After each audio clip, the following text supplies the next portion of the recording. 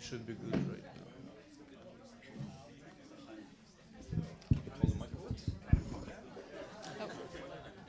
This microphone is not working. Not working at all? Oh, you know what? I actually, with the connection... You can start. Yeah, let's start. Hello, let me just introduce Isabelle Arseneau-Bruneau. Okay, thank you. Hello, thank you all for being here. I'm one of the co-authors of this study, and the work I will present to you today is about the music and noise task, also known as the MINT. And this is basically a behavioral test, a tool that our lab developed to dissect complex auditory perception. Let's start with some background related to hearing and noise. Hearing and noise happens when we perceive auditory information within a background of noise. We're speaking of a complex auditory perception skill that is not specific to speech.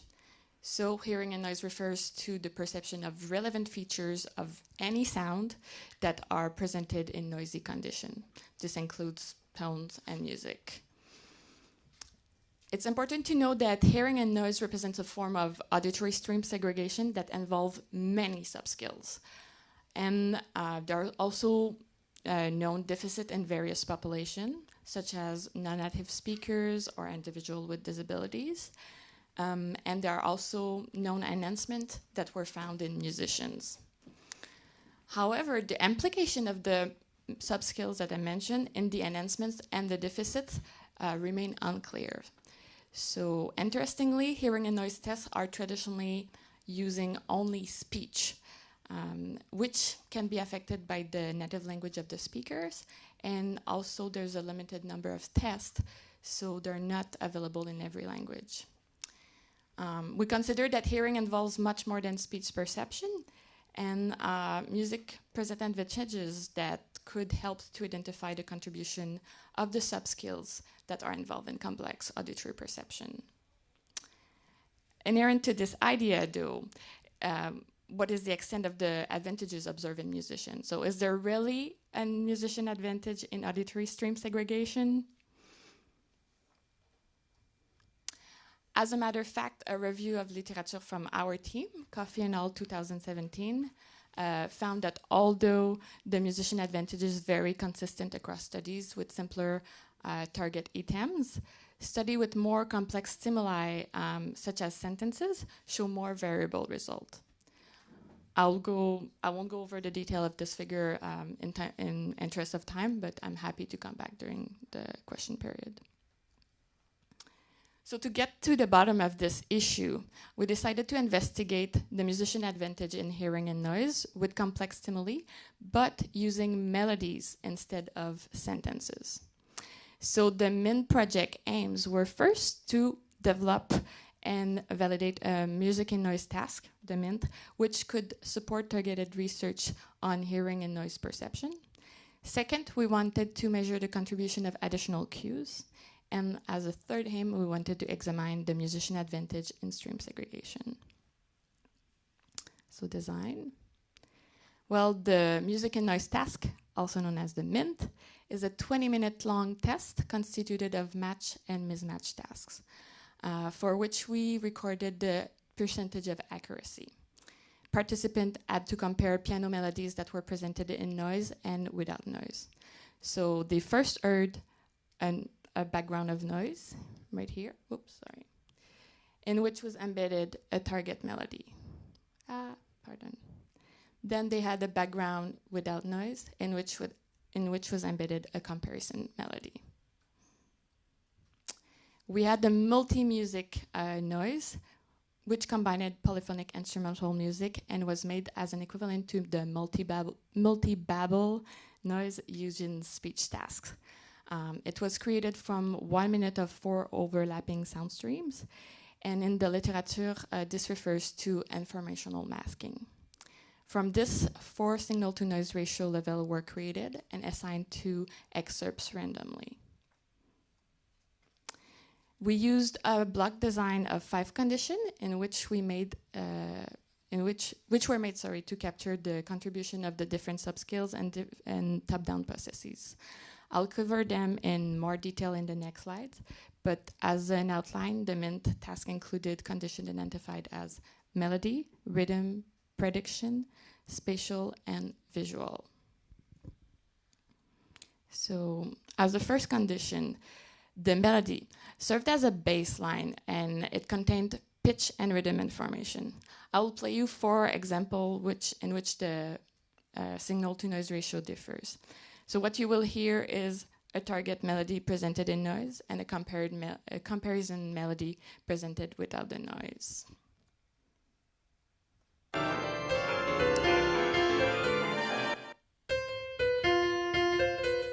So raise your hand if you think that this was matching. If you think that this was mismatching. Well, Robert might be right because it was matching, but I think he heard those stimulus before. Let's try a little harder signal to noise ratio level. You might raise the volume a little bit.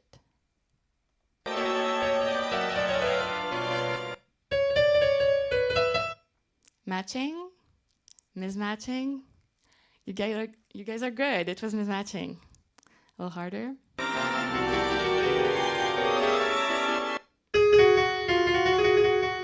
Matching, mismatching. It's getting harder. This one was mismatching. And the most difficult signal to noise ratio level.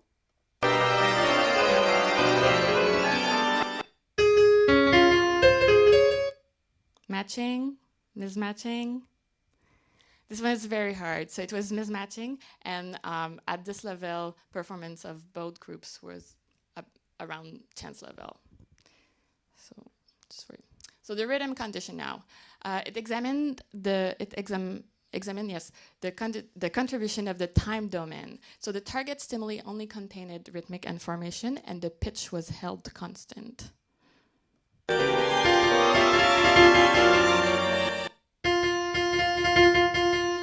Matching, mismatching. It was matching. The prediction condition now. Look at the influence of top-down computation and auditory working memory. It contained the pitch and rhythm information, but the order of presentation of the background noise was reversed.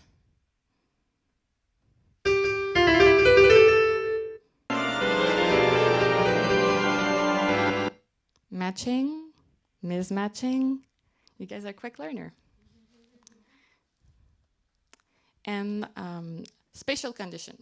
So this one was made to capture the top-down processes such as spatial attention and sensory integration. It contained the pitch and rhythm information like the baseline, but we performed also two manipulation. We created first an interaural intensity difference to the target stimuli. It was thus predominant in one of the headphones, like on the left or on the right side. As well, we integrated a visual cue that was indicating the target location to the participant. This is the participant view. Note on the left side, the orange logo of the speaker, which indicates the interaural difference. Oops, sorry.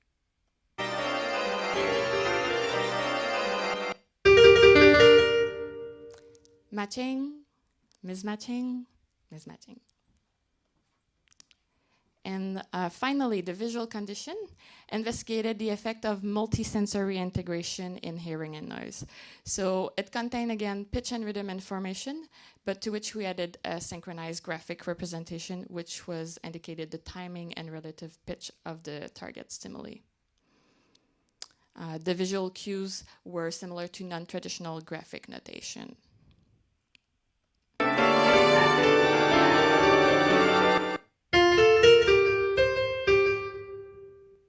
This was mismatching. Good. So the behavioral session, the MINT was part of a behavioral session that also measured the participant fine pitch discrimination, the auditory working memory, and hearing and noise abilities, but this time with sentences. This test, which is called the HINT, is very common among clinical environments. Participants were 69 healthy young adults screened for normal hearing threshold, and they were also controlled for their music experience, language experience, and for social economic measures. The music experience of participants varied on a continuum, although this presentation will mostly focus on the group analysis of musicians and non-musicians. So in order to do so, we excluded 12 intermediate participants that reported more than 2 but less than 10 years of musical training, and they also had a total of less than 4,000 hours of music practice. The musician and the non-musician group used standard inclusion criteria.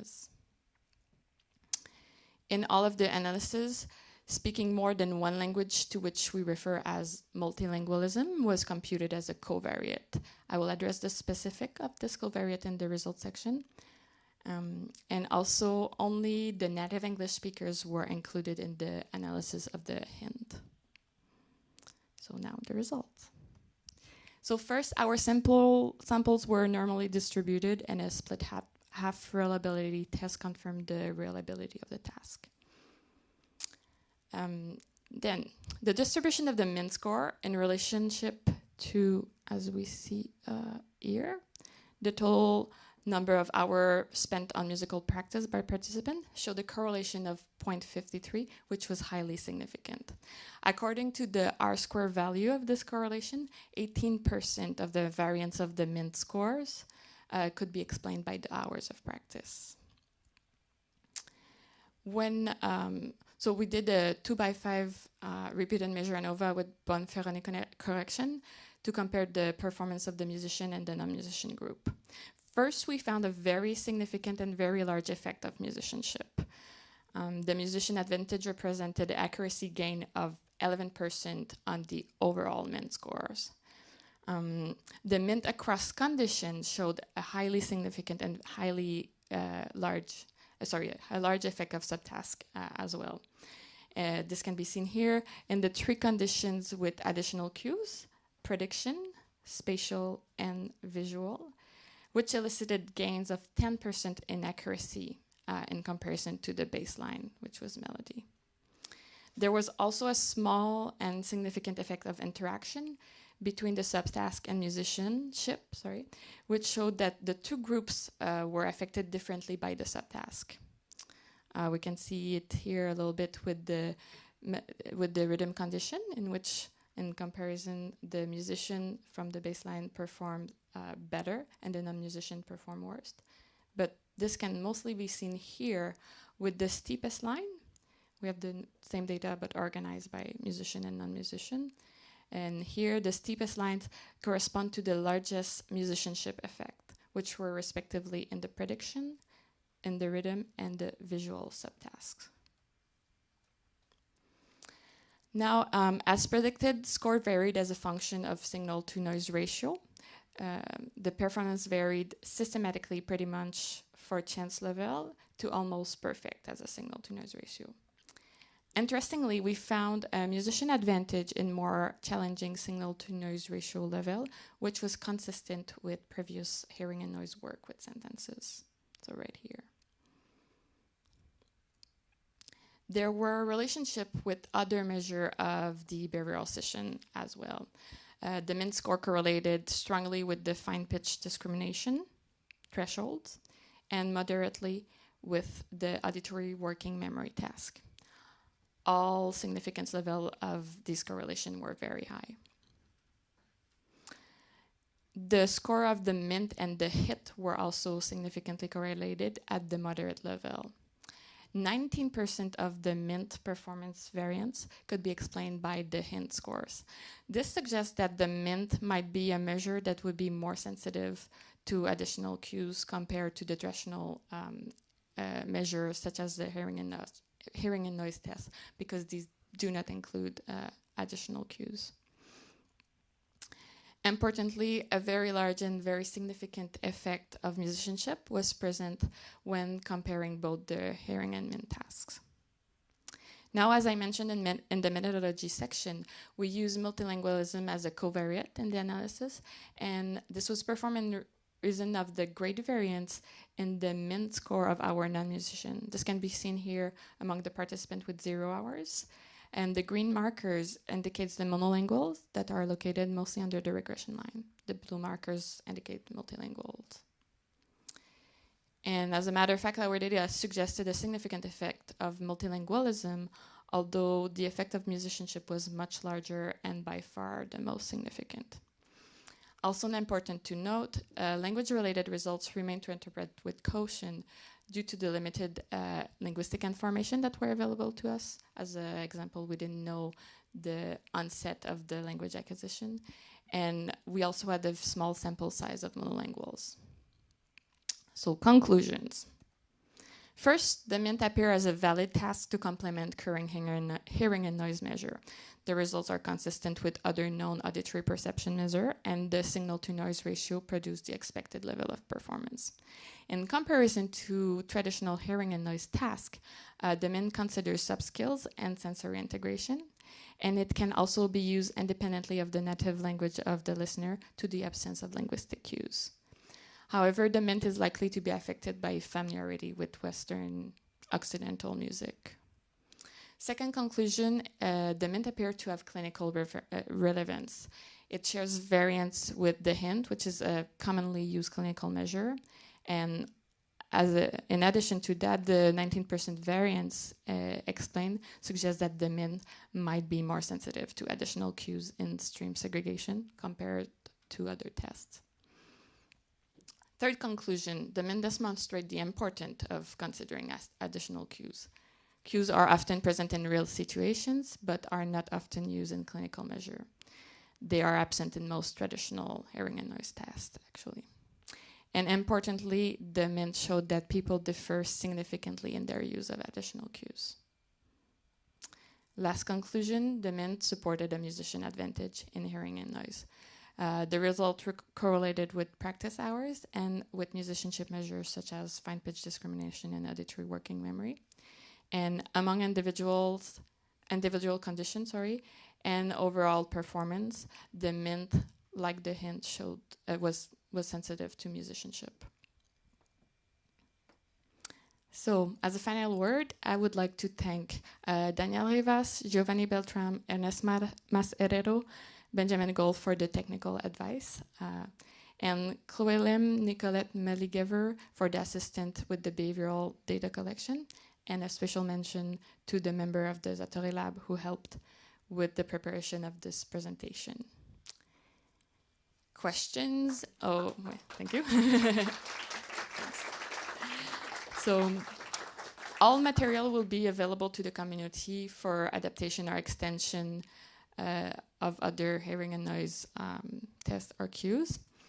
And I'll be happy to address the questions about this presentation. And to use MINT, please contact Emily Coffey at the email address indicated here. Voilà.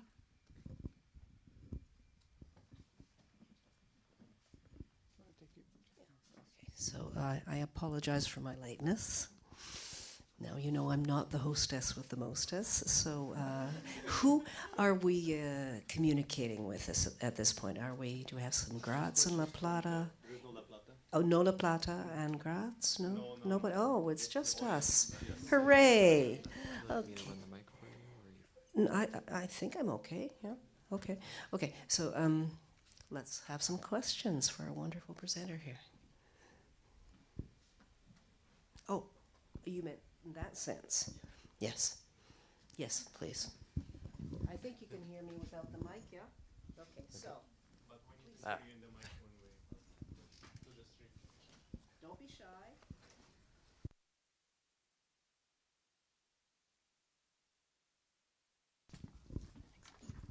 Hi, I enjoyed this. This is really interesting.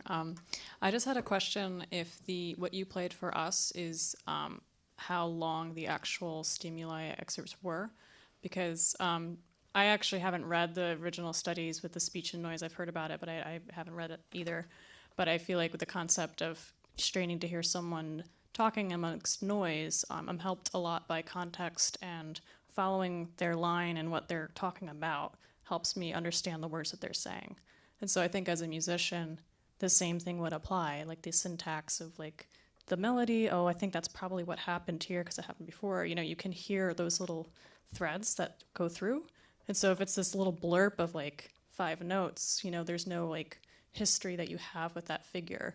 And so I wonder if these results would be even more than what you have for musicians if you gave them much longer excerpts that they had to try to follow.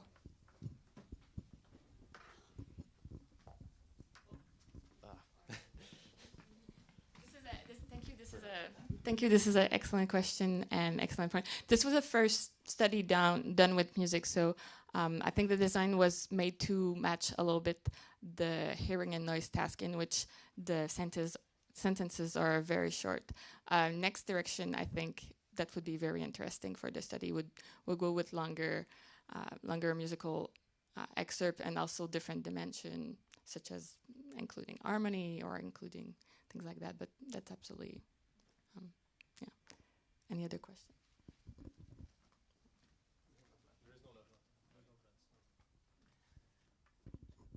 Thank you for your wonderful talk. I know a lot of hearing and noise tasks are used to help individuals with cochlear implants, and I was wondering if I could see this being like a potential help, because like that's one of the downfalls I know with people with cochlear implants is that they can't perceive music.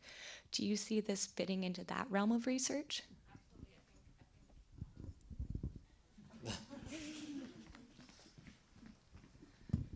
I think one of the great side of the study is that it has many different applications, and hearing and noise is linked with many plasticity phenomenon that we see from musical training or auditory exposure, and absolutely. So, yeah, great question.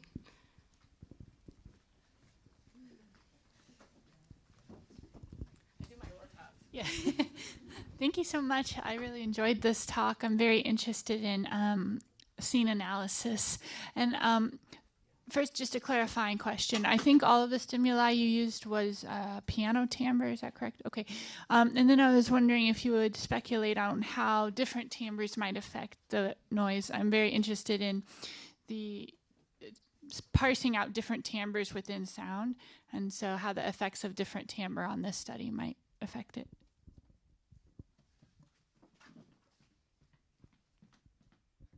I think this would be a very good next step to make the task more difficult, especially with musicians with more training and a bigger expertise, where the timbre discrimination would have to be harder.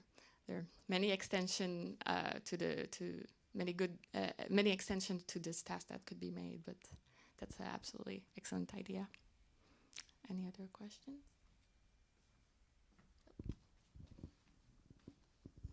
Thank you. Great presentation. To follow up on the timbre question, I felt that when I was attending to the piano timbre after the first example you played, I was able to follow better. So I was wondering if you had any thoughts about attention and expectation of timbre.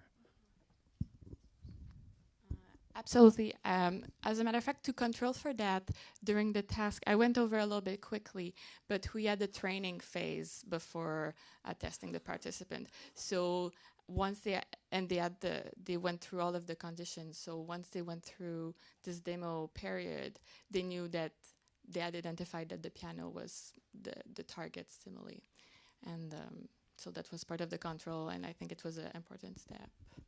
Does it answer a little bit your question? Great. Okay. Sorry, 2 things regarding that part. In that training phase, would you tell them if their answer was correct or wrong, so they could learn? Well, yes, absolutely. So during the training period, they had the retraction, in which they saw if their answer was correct or incorrect. During the testing period, they didn't have that retraction. And the other one was, for non-musicians, you really have a wide range of results. Some do very well and others don't. And you kind of have an explanation of that variance with the monolinguals and bilinguals. But do you have another idea of what could be contributing to their performance in non-musicians? Well, I think that's why we had the different sub-skills too. And I think a next step, if this experiment would have to be done again, maybe a more linguistic measure could help really discriminate if the language experience was acting underneath there, and her different sub-skills conditions could also help identifying that. But a lot of research needs to be done. Many questions. One answer, 10 more questions. Oh. Robert? Or? Well, I just wanted to put in a plug, since someone raised the question of cochlear implants. Just to mention that August 20th and 21st, if any of you are still in town, at the Neurological Institute, we will have a conference on musical perception and cochlear implants, a 2-day conference with international speakers, etc. So a shameless plug for our next conference. Thank you, Robert. And I see it's 27, so thank you very, very much, Isabelle.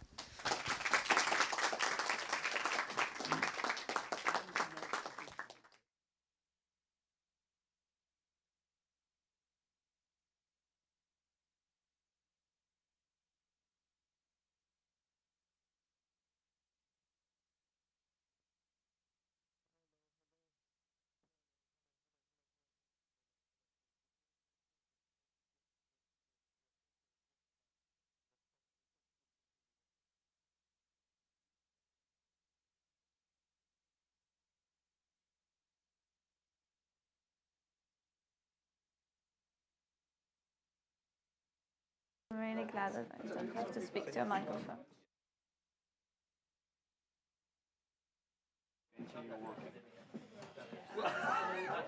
Like all things, right?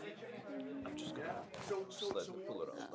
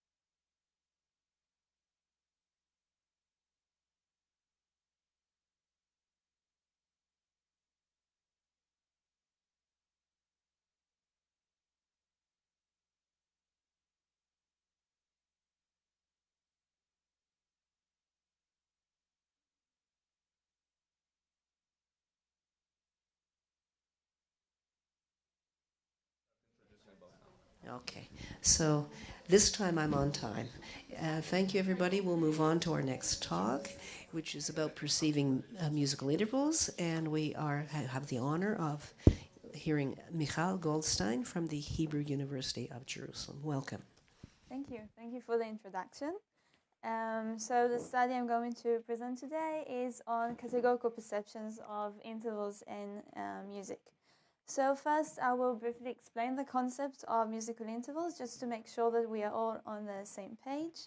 Then I will introduce the research question, the methodology, and the novel analysis method that we implemented in the study of categorical perception.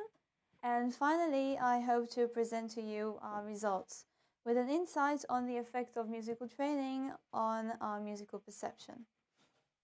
So an interval is most basically the ratio between two notes that play together or one after the other. So you all know that music is composed of notes of different heights, but what determines if a certain melody is the same or different than another one is not the exact notes, as we can recognize melodies also in transpositions. So what does define a melody is the relationship or the intervals between the notes, and if the intervals are the same, it's the same melody. Sorry, so intervals are the smaller units of melodies, and a simple example of an interval would be if I play this note, let's try it again, and then that note. Can you hear it? Okay. And in the Western musical theory, each note has its own name and size, and because intervals are ratios, it doesn't matter where on the piano, for example, I will play this ratio, it will still be the same interval. And if I change the ratio, it's a different interval with its own name and size. So, to the recent question, what interested us in this study was whether we perceive intervals categorically or in a more continuous fashion, and now I'm going to explain this question. It is related to a more general concept in cognition, which is a trade-off between being more fast and efficient or more so and precise. Because sometimes, for example, when having to solve some difficult math problem, one will try to think slowly and pay attention to small details because this will give us the best chance of making the right choice or judgment. But most of the time we need to make a quick decision on the spot, and what helps us do that is to use what we already know in order to form categories and then include new information in these existing categories. So say that, for example, one is at the ocean and encounters something that appears to be a shark. Because we already know some things about sharks and what they look like and do, we don't need to fully analyze all this new information in order to decide how to respond. But we will act according to our shark category and will probably run away. In some cases, this quick process will result in making a mistake, but it still gives us a good chance of being both efficient and correct. So this concept of categorical perception was thoroughly studied in the field of speech perception with phonemes such as ba and da. These phonemes actually lie across a single acoustic continuum, but categorical perception of them is manifested as when we hear a phoneme from the continuum, we perceive it as being either ba or da, and not as if it is somewhere between two phonemes, because in English we don't need such in-between categories. So if it is very commonly done in such paradigms, people are asked to choose the right label when listening to phonemes from the continuum. Then, as long as the variation of the phoneme is close enough to the prototype, the participant will report it as being the same until we cross the border to the other category. So we decided to study the same question with musical intervals. In Western music, each note has its precise tuning or frequency, and hence intervals have the fixed and correct size. But in practice, the music we hear or play, even by the most professional musicians, are not always that accurate.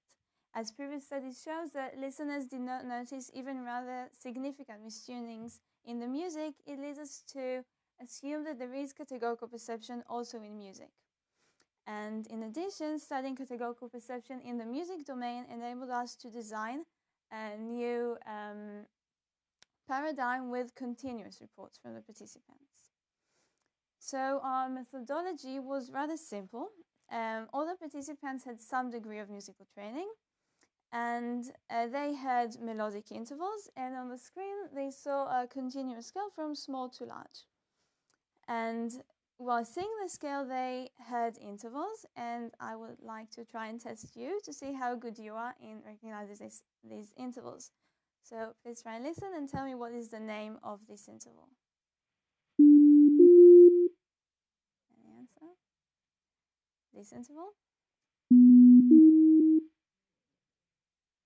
Can't hear you. And last one.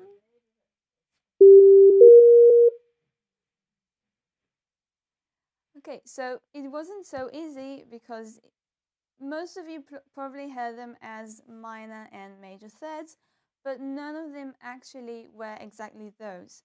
But they were close enough to these categories to make you hear them as such, and some of you might have heard that these intervals weren't quite in tune. So in the actual experiment, there were 13 different interval sizes, 2 corresponding to familiar Western intervals, or intervals that can be played on a piano, and the rest were of intermediate sizes. The units here are in cents, in which 100 cents are corresponding to half a tone, And the differences between the intervals in the experiment were of 12.5 cents, which are 1/16 of a tone. So when performing the task, the participants first heard one interval, and on the screen they saw the scale with a cursor that represented the size from small to large of the current interval.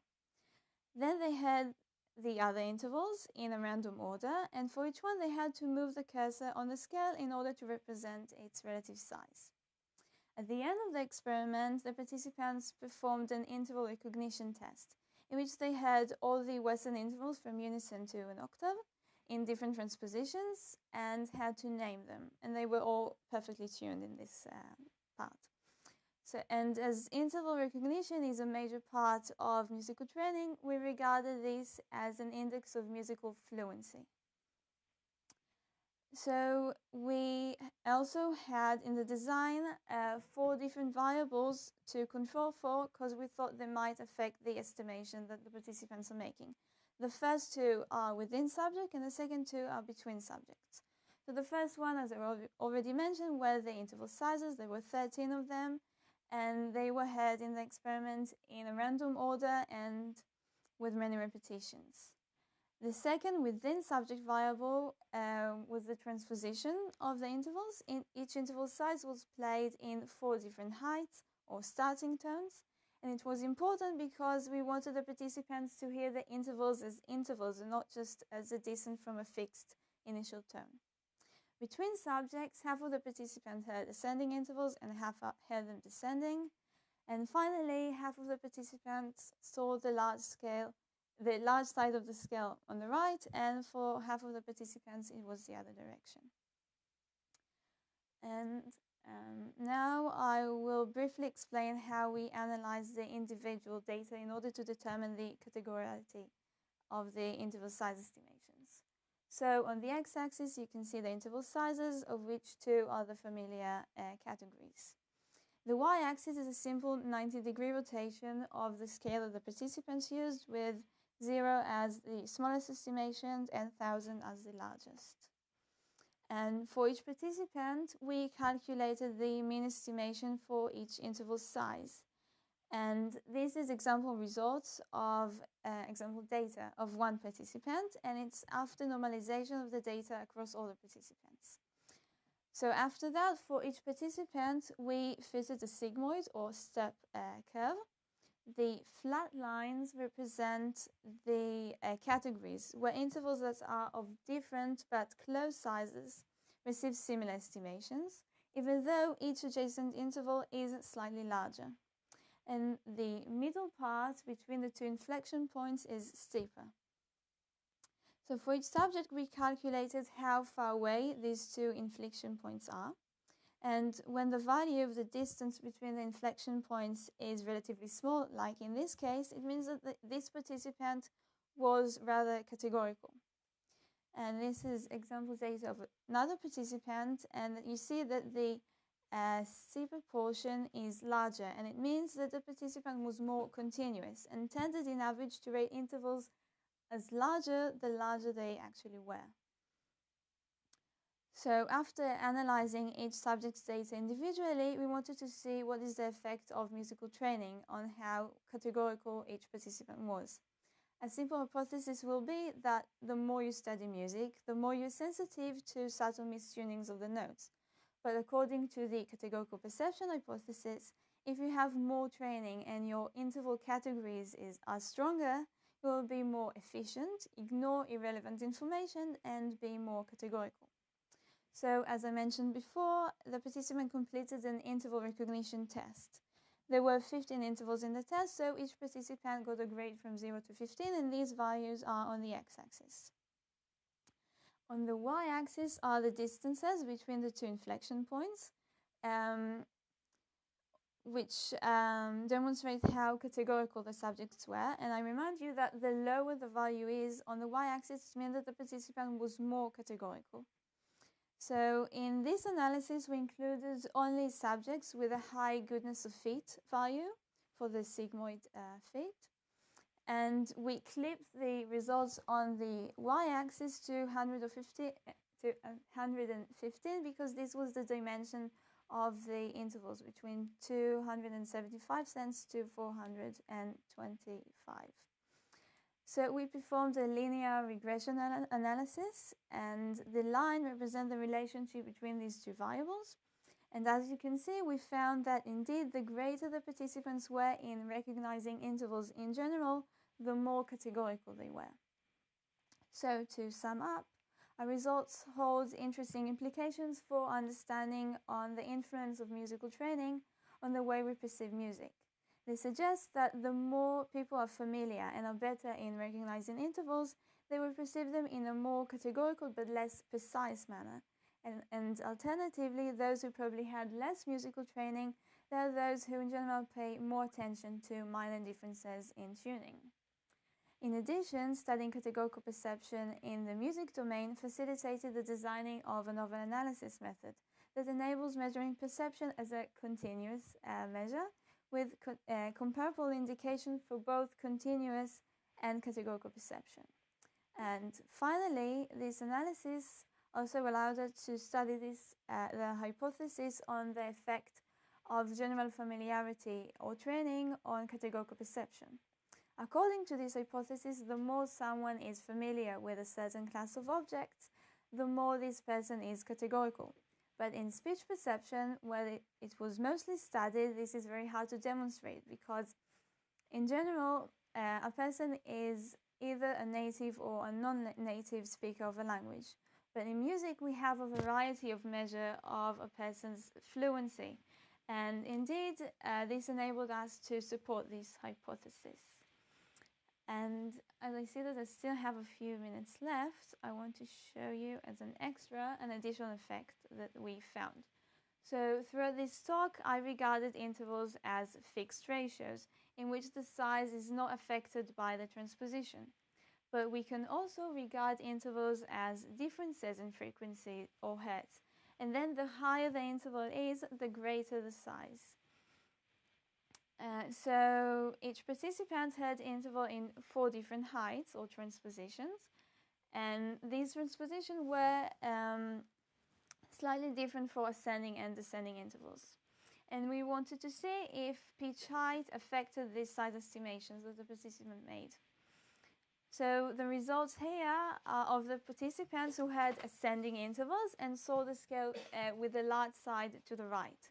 Each line represents a different transposition, and as you can see, participants tended to estimate intervals of higher pitch to be larger, even though in music theory, pitch height does not affect interval size.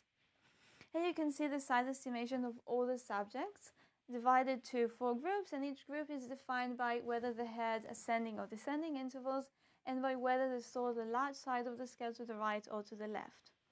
The direction of the scale was not found to make a significant difference, but very interestingly, the direction of the interval did. For the ascending intervals, as you saw before, the transposition indeed had a significant effect. But for the descending intervals, it seemed that there was no effect for transposition. A possible explanation can be that there are 2 factors that make us perceive intervals as larger. The first is the distance between the 2 notes, and the second is the overall height of the 2 pitches. For ascending intervals, these 2 factors are additive to one another. As for the notes to be further apart, the second note has to be higher. But for descending intervals, these 2 factors are contrasting. For the difference between the notes to be larger, the second note has to be lower, and it seems that these 2 factors cancel one another. So, now, thank you.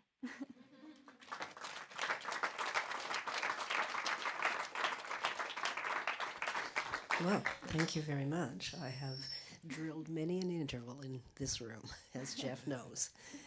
So we have lots of time for questions. Was his hand truly up before yours? Okay, so number 1, number 2. Hi, thanks. Excuse me. Thanks for your presentation. You mentioned the study by Burns and Ward, and in the same year, Andrew Halpern and I also did a study on musical intervals, and both of us looked at discrimination. So, looking at pairs of intervals to see how well you can discriminate. For methodology? With, yeah, several different approaches. The reason I bring it up is because you concluded that greater categorical perception was related to less accuracy, I think you said. I'm not sure I would agree, because what categorical perception does is it sharpens the accuracy of discrimination at the category boundary. And so what we found and what Burns and Ward found were that musicians actually had overall higher discrimination, but especially had a peak in their discrimination function close to the boundary, whereas non-musicians did not have that peak. So I think greater categorical identification is also associated with greater accuracy of discriminating across the categories. So Would you like to respond? Yes, I think I have one. Okay, I have a microphone. Okay.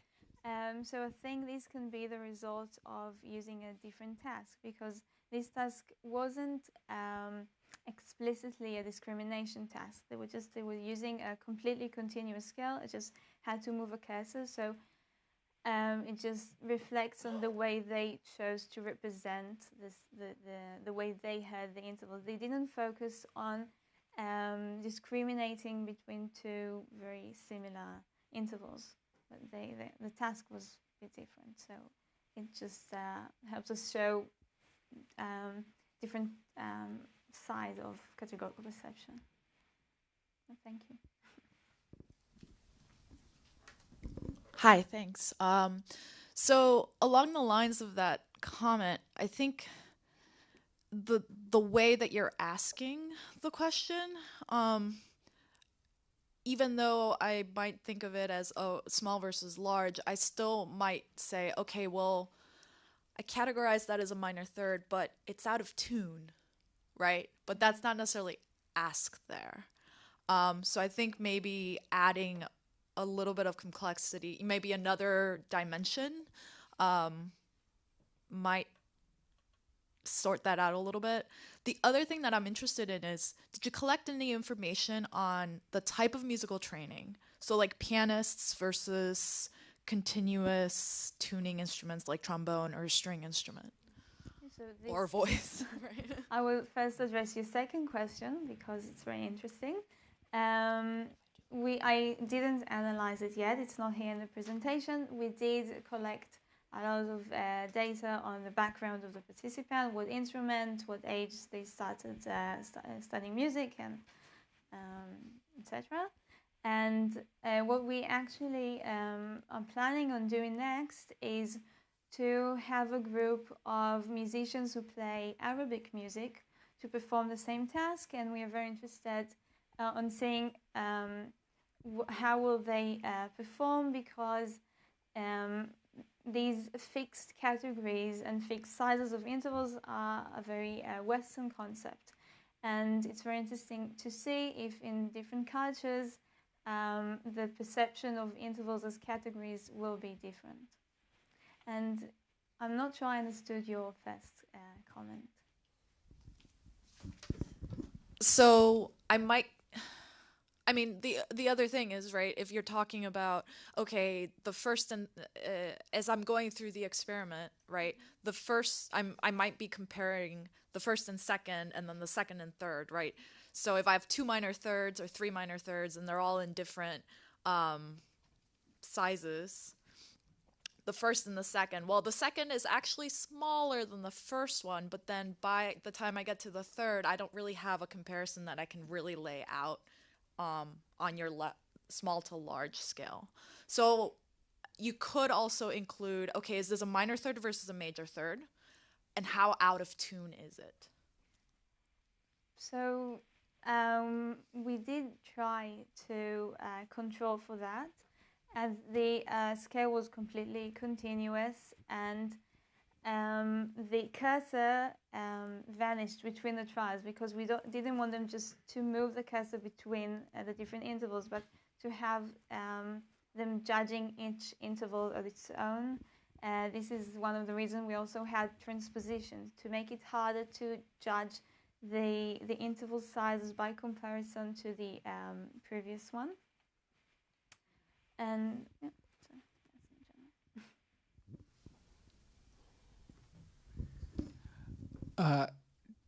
Your stimuli were pure tones that you had like pure intervals just in cents. So a 300 cent interval was your minor third and a 400 cent was your major third. So these are integer ratio intervals, correct?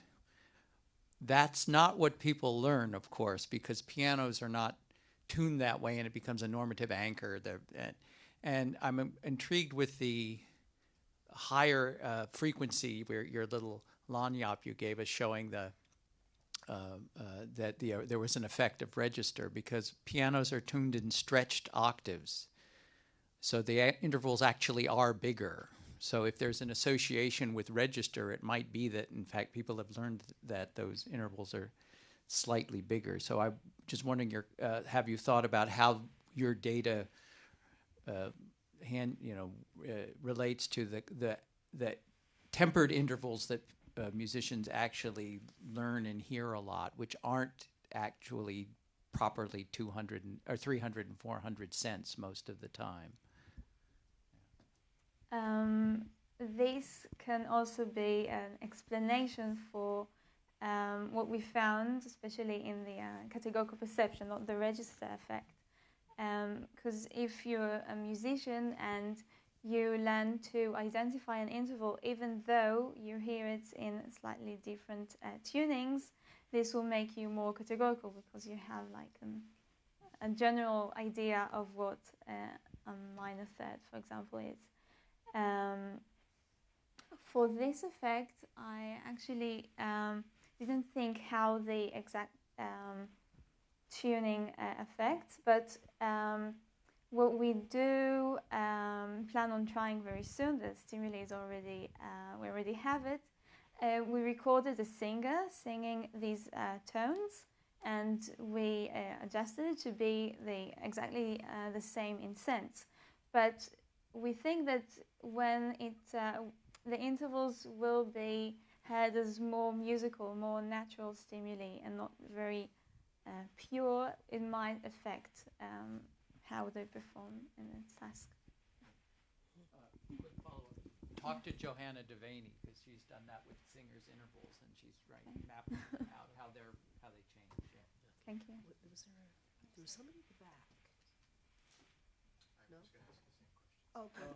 So we'll go to the other side. This is a lively session. Hi, as the other half of that old paper, one of the curious things we found back then was there was an asymmetry. So with apologies to all the musicians, they were ready to accept a whole lot of intervals as minor thirds. And were very, very particular about their major thirds. That is, the inflection point was not centered. So they had a much bigger category for minors and major.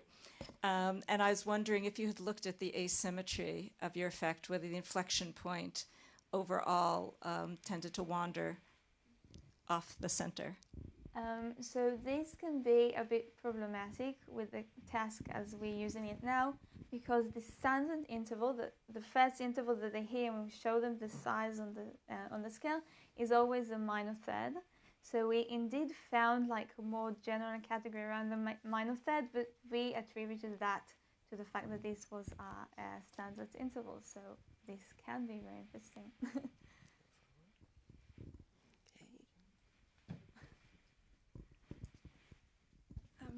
I have a comment rather than a question, really. Just to share it from linguistics, where this categorical perception paradigm all started.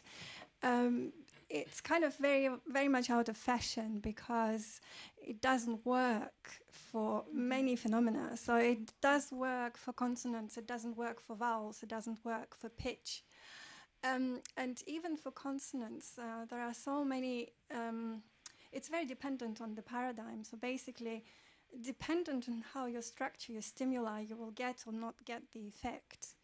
And you usually get the effect in identification, but the discrimination is usually very, very much dependent upon your paradigm. So my question maybe is, do you think you would you could apply this paradigm to studying musical phenomena beyond pitch, height, for example, pitch duration, or other phenomena that are relevant to the perception of music? And do you think it is a helpful paradigm in the context of music, because it is not in the context of language? So this is a very important comment, thank you. What we did here differently than language is that our analysis is more continuous. We didn't determine if in general the participants were categorical or weren't categorical, just who were more or less categorical than others. So I think in a way this is like a more sensitive measure, because maybe also in say vowels in speech, people in general are not categorical, but some are more categorical than others, possibly. And this is like, it's very new. We didn't try to apply it yet to any other component of music that is not pitch, but of course it can be interesting.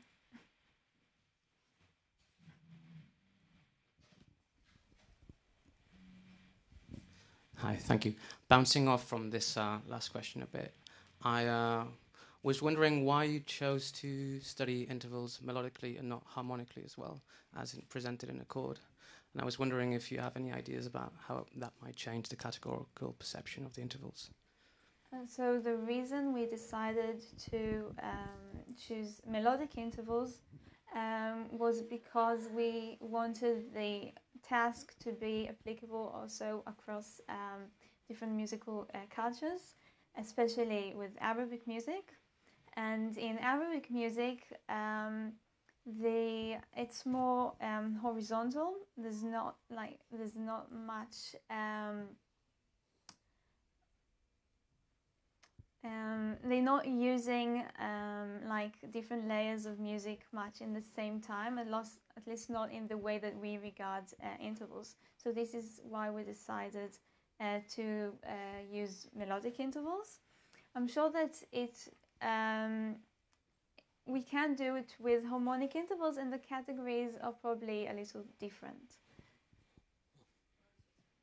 Okay, well, thank you very much. We are within our last 3 minutes, so if anyone hasn't heard the news, there actually is a lunch upstairs. And thank you very, very much, Michal. Thank you also, Isabelle, and to all involved in these papers.